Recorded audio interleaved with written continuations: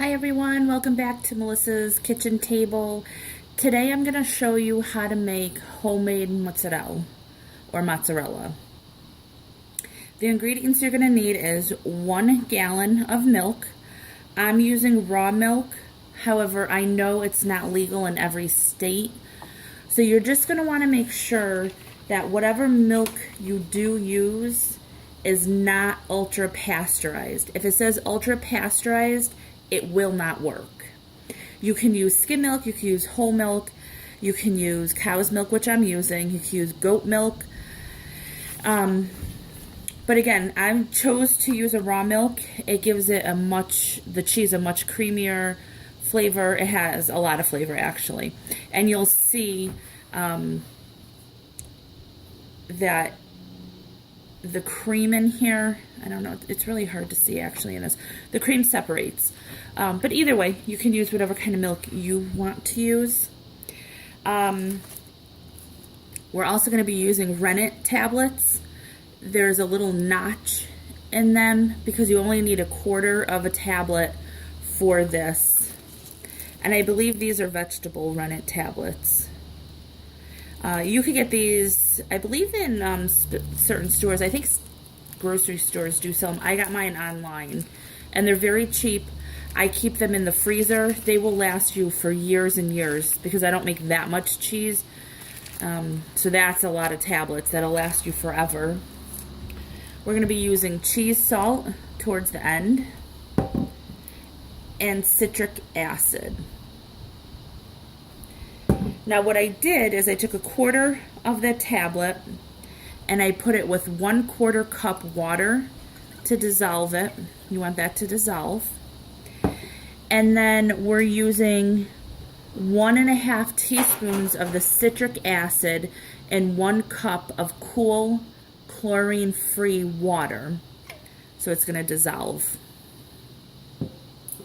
You need a clean stainless steel pot, enough to carry all this liquid, a stainless steel lid, and spoon. And then we're also going to be using a thermometer. Okay, so over here I have my large pot with the burner on. Right now it's just on high. We're going to heat this up, and you could see how thick that part is. And that's only because we have raw milk, where the cream and milk separate. So I'm pouring that entire gallon into this pot.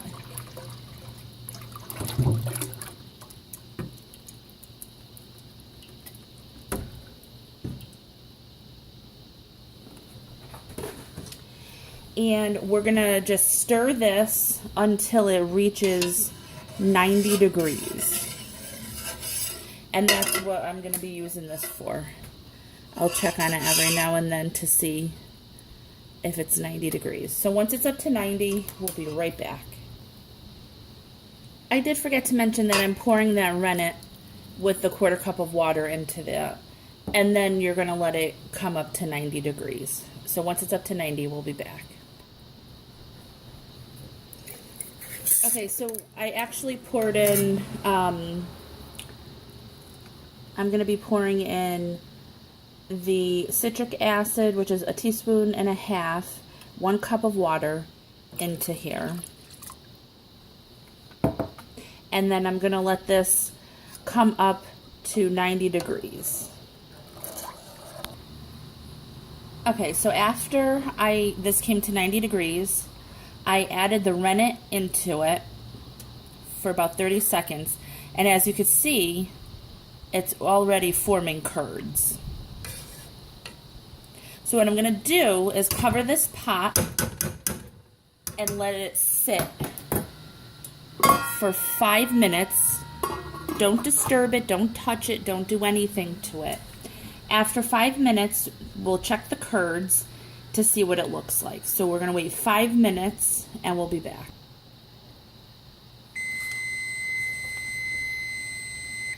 Alright, so we're at the end of 5 minutes. We'll take a look and see what it looks like. And you look at it, it's still a little hot, so be careful. And it's supposed to look kind of like a custard. There's a clear separation between the cheese curds and the clear liquid, which is the whey. So this is perfect. We want it to be like this.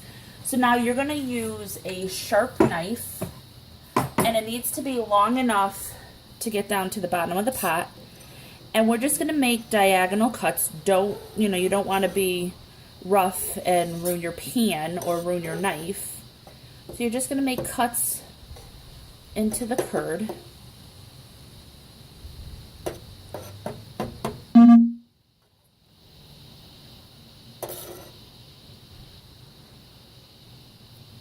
So we're just going to cut it up a little bit. All right. Now what you want to do, you're going to place the pot back on the stove. We're going to put the heat back on. And we're going to go ahead and heat this slowly back up to 105 degrees. And then we're going to stir this around while we're doing it. All right. So once we get it back up to 105 degrees Fahrenheit, we'll be back. Okay. Once it's up to 105 degrees, it's kind of hard to see that. It's just over 105 there. We're going to go ahead, take it off the burner. We're going to continue to slowly stir this for another 2 to 5 minutes. The longer you leave it, the firmer your cheese is going to be. All right, so in the next 2 to 5 minutes, I'll probably do it for about 3 minutes, seeing how it is. We'll be back. Okay, so after 3 minutes, this is all the whey that's left. I strained the cheese out of the whey, and I'm keeping this whey for other uses, so that's why I did it this way. If you're going to get rid of this and not keep it, you could just put it in a colander and drain it. And this right here is the cheese that's left over. And what we want to do is get rid of all of this liquid as much as we can. So we're going to continue to pour that off. So we're just going to go ahead and dump that out.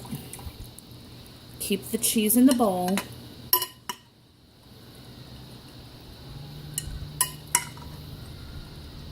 And dump out the excess liquid.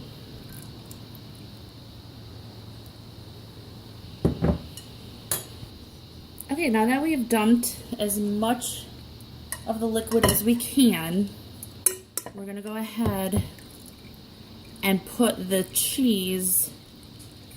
It should be in a microwave safe bowl. We're going to put the cheese in the microwave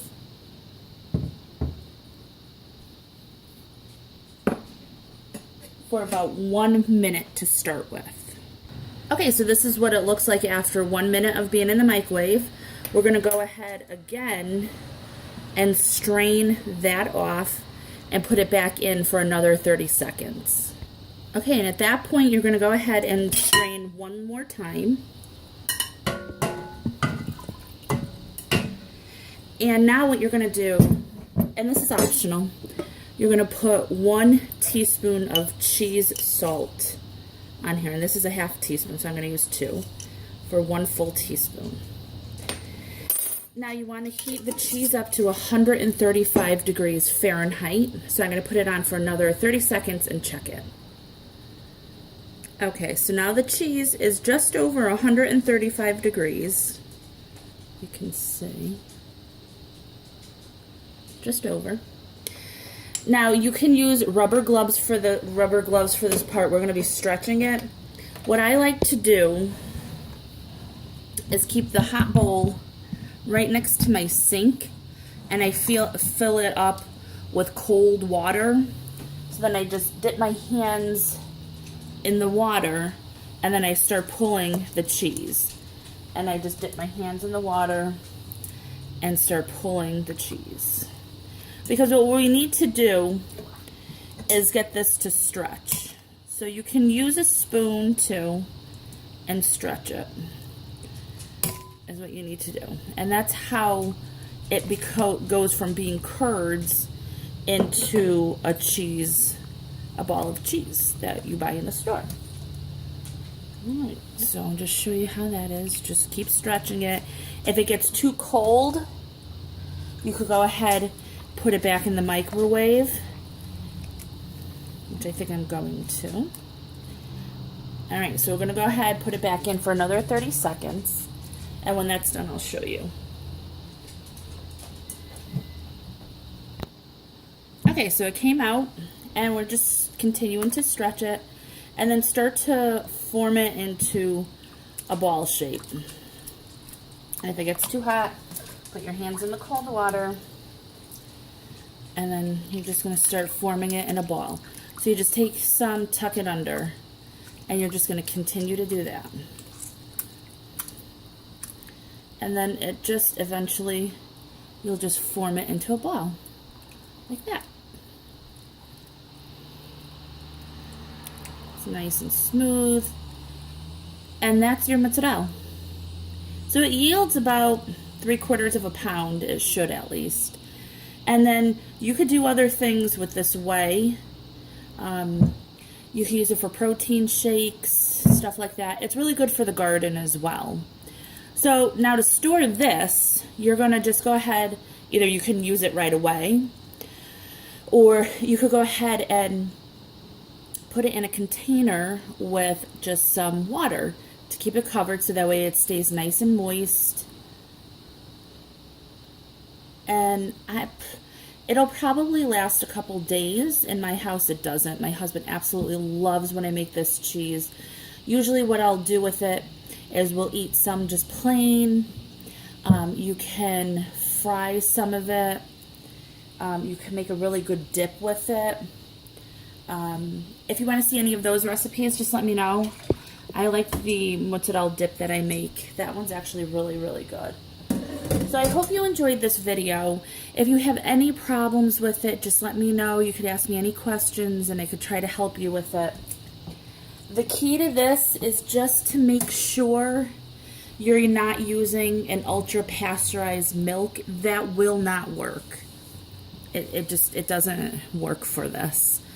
And you don't have to use the raw milk. I know it's not sold in some states, but we really do like it here. And this will, it won't last long because it tastes so good, but it really is a delicious cheese, very easy to make. It's not super expensive. You could purchase kits online if you want. So I hope you enjoy. If you like this video, please give it a thumbs up and subscribe, and I will talk to you next time. Bye.